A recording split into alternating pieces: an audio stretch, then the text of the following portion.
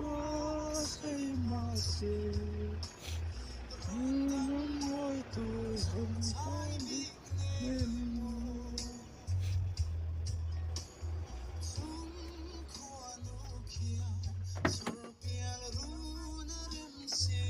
่วงนี้หมดเลยให้เลย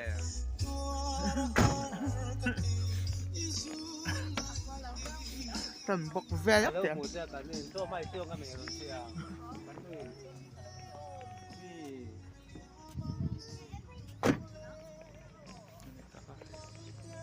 ฮัลโหลชุกโรเฮ้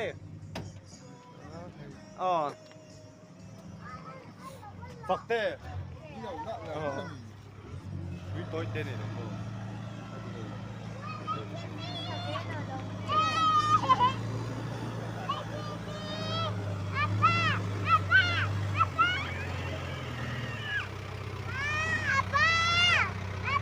Ê, cái độ nửa dùng nợ như được